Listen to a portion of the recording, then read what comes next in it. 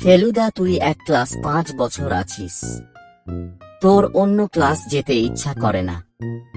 যেতে তো আমার ইচ্ছা করে, কিন্তু পরের ক্লাস উঠলে আবার সেই নতুন বই খাতা কিনতে হবে, অনেক ঝামেলা, তাই এর উঠি না।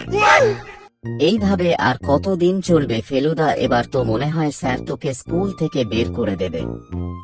স্যার স্কুল থেকে বেরিয়ে যাবে, তাও আমি বেরোবো না। কিসের এত গল্প হচ্ছে তোদের? আর ফুটো, তোর গলা জোর এত বেড়ে গেল কি করে? পড়া ধরার সময় তো তোর কথা শুনতে পাওয়া যায় না। স্যার, আজকে স্কুলে আসার সময় আপনার মেয়ের সাথে দেখা হলো, তাই খুশিতে গলার আওয়াজটা বেড়ে গেছে। আর ফেলু, তুই চুপচাপ বসে আছিস কেন? তোকে আমি শেষবারের মতো সুযোগ দিয়েছিলাম। হোমওয়ার্কটা এনেছিস তো? এনেছি স্যার। তবে স্যার, খাতা এনেছিলাম, কিন্তু স্কুলে আসার সময় একটা কুকুর এসে খাতা মুখে করে নিয়ে গেল। ছাগল, এবার কুকুর। তোর খাতা কি যেন বেগুনি বরফি নাকি, যে সবাই খেতে চায়? না স্যার, কুকুরটা আমাদের পাড়ার বিখ্যাত সাহিত্য প্রেমী কুকুর। লেখার গন্ধ পেলে আর ধরে রাখতে পারে না। তোর কুকুর লেখাপড়া পড়ে? হ্যাঁ স্যার, ও রবীন্দ্রনাথ ঠাকুর কবিতা খুব পছন্দ করে। একবার একটা কবিতার খাতা খেয়ে ফেলেছিল।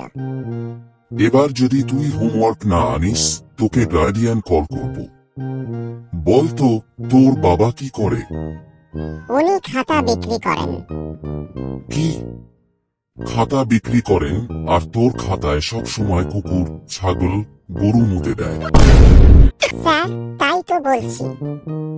উনি এত খাতা বিক্রি করেন যে আমার খাতা রাখার জায়গা কম পড়ে যায়, আর যেটুকু থাকে সেইটুকু ছাগল মোতার ভাগ্যে পড়ে। তুই তো একেবারে ক্লাসের বিরল প্রজাতির শিক্ষার্থী। তোর জন্য আলাদা সিলেবাস বানাতে হবে, ছাগল ও কুকুর সহ হোমওয়ার্ক রক্ষা পদ্ধতি। স্যার, চাইলে আমি সেটা লিখেও দিতে পারি, তবে একটা খাতা দিতে হবে, যাতে এইবার কোনো পশু না পায়।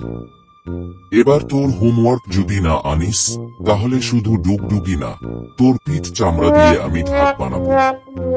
হোমওয়ার্ক আমি করে নিয়ে আসবো, কিন্তু আপনাকে আমাদের পাড়া কুকুর ছাগলগুলো একটু ধরে রাখতে হবে। আমি স্কুল ছেড়ে এবার কুকুর ছাগল সামলাবো তোর জন্য। হ্যাঁ স্যার, আমার জন্য এইটুকু করতে পারেন।